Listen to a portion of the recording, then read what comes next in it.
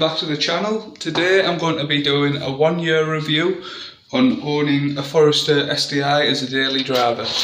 Before we start the video, it would be a massive help if you can give a thumbs up and just subscribe to the channel. I'm not going to beg you to watch your videos or anything like that, but it would be a massive help to me, so if you wouldn't mind doing that, it'd be greatly appreciated. There's only one way to start a YouTube video about a car, and that's with a cold start.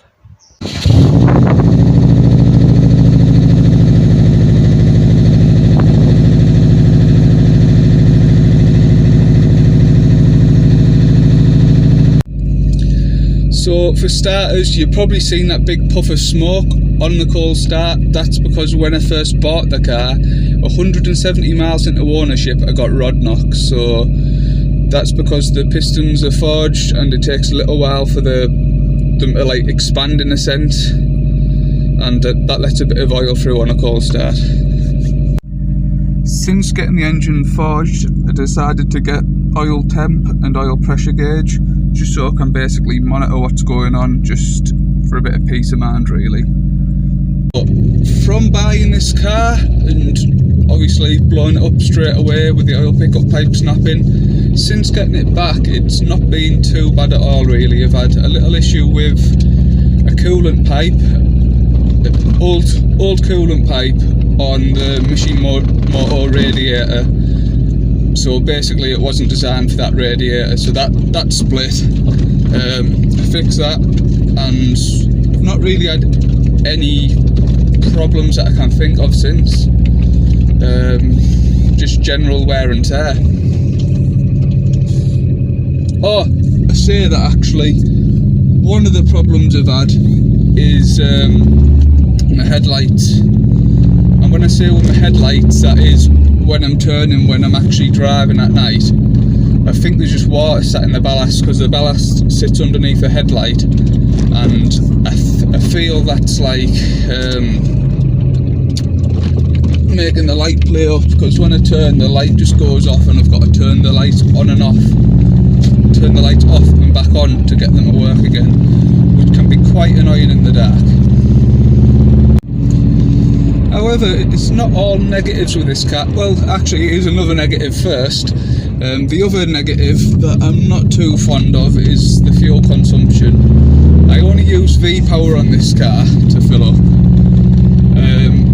That's 99 octane, and I usually pay about... Sorry, I usually fill up about 60 to 70 quid, and that will see me about maybe 150 miles on average, so it can be a bit expensive running it, but I don't mind for the car I'm driving really. So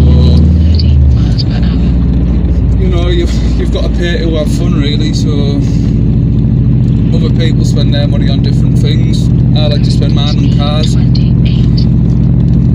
wish I would shut up, because we've got a radar detector there which is doing me head in. So firstly, the seats you get with the STI Forester are the same ones you get in the, I think it's the S204 STI, as far as I'm aware. And to be honest, they weren't that comfy in the back part there. So what I've actually done on that is I've lifted the back of this up right there and pulled the springs back, and it's gave me more of a bucket seat sort of effect. I've actually done a video on that, so if you want to know about that, if you do actually end up buying this car, it's a very short video I've done. It's a very easy little mod to do, and it completely transforms the seats and they make them so much more comfier. Next, going on to the steering wheel. I'm not a big fan of it. It's still your STI steering wheel. Facing the sun, sorry about this. Yeah, it's the STI steering wheel. It just doesn't have a nice feeling in the hand. I want to get it all retrimmed eventually, but yeah, it's quite thin and it's not too great. It's quite big as well. I might even consider an aftermarket steering wheel. One of the big reasons why I went for the STI was you get the 6-speed unlike the XT where you'll get the 5-speed, you get the STI 6-speed in this. However, it's the same year as the Hawk STI came out, but you don't get the controllable diff, so you're just constantly 4x4, 50 each side really. So that is sort of a letdown, but it's a big improvement over having a 5-speed. On my car, I have the UK Forester XT armrest, which is a big improvement over the STI one. You get 2 cup holders there for your rear passengers, or even yourself if you're already driving and you don't want to use them because you've got stuff in it. Just pull that back, drop a drink in, drop another drink in there if you need to, and that pulls forwards and slides back. So that's quite nice to have. You don't really get decent cup holders on the side or anything. You just get these little nets, then you get a nice net there, but I've just used it to tuck some wires away really. You get a cool little JDM flare. The car itself is a big car, however when you go into the back of the car, bit of a letdown. You can move the passenger seat forwards, but you don't really get too much leg room. I'll give you a quick demonstration. You can still get in, but my knees are now in the back of the passenger in front seat.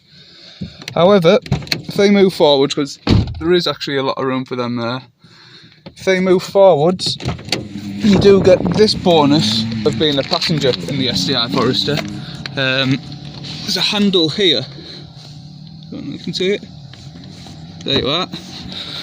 And the seats recline, which is quite cool. But one of the main reasons I bought a Forester rather than a Blob Eye STI, which I did want, is the boot size.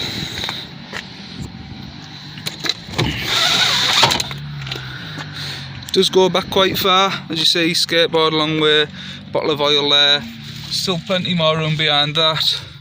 So you can just about reach your back by leaning over, plenty of space, could be all there, output there for electricity, speaker, and you get your slidable parcel shelf.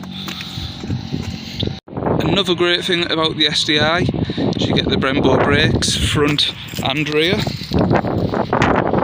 which is cool. Get the nicer front bumper with a nice lip on it.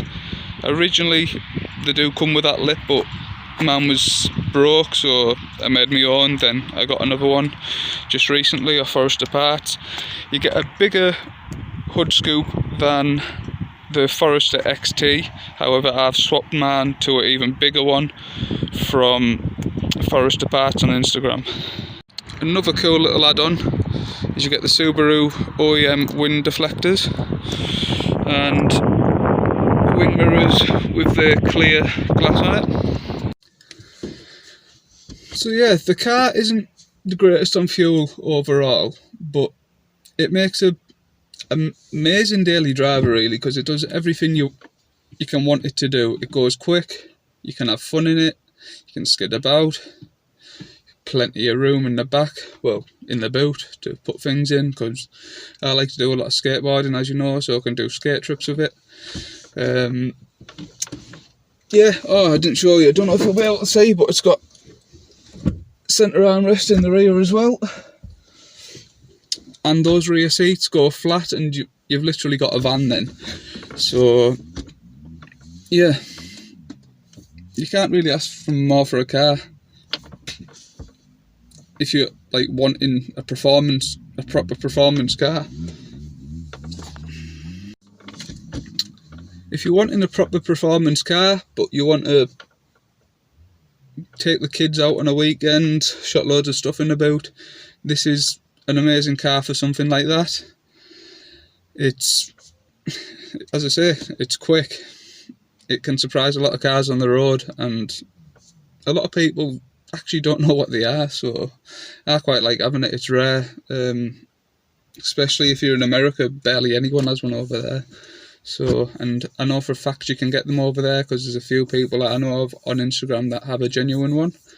So yeah, thanks for watching the video.